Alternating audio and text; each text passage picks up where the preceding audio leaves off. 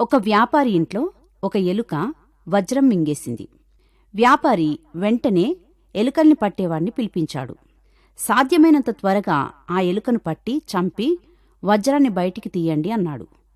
ఎలుకను పట్టేవాడు తుపాకీని ఎక్కుపెట్టి ఎలుకను చంపడానికి చూస్తున్నాడు. ఆ ఇంట్లో చాలా ఎలుకలున్నాయి. వాటిల్లో ఒక ఎలుకను గుర్తించి దాన్ని పేల్చి వజ్రాన్ని బయటికి తీసి వ్యాపారికిచ్చాడు.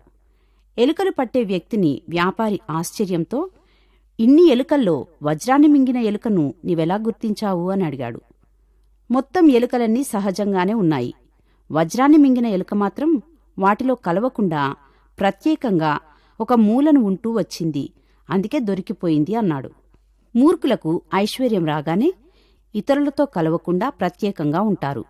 అయితే ఆస్తి ఐశ్వర్యం కలవారికి బైబిల్ ఏం చెబుతుందంటే, ఈ కాలంలో నేటి తరంలో ధనవంతులుగా ఉన్నవారు గర్విష్ఠులై ఉండక, తమ విశ్వాసాన్ని తమ ధన సంపదలపై కాకుండా సమస్తం సమృద్ధిగా అనుగ్రహించే దేవునిపై తమ నమ్మకాన్ని నిలిపి తమ ధనంలో నుండి ఇతరులకు కొంత ఖర్చు పెట్టడం న్యాయమని చెబుతుంది. మరి మనం కూడా ధనం, ఐశ్వర్యం, డబ్బు పట్ల సరైన ఉద్దేశాలను, వైఖరులను కలిగి జీవిద్దామా?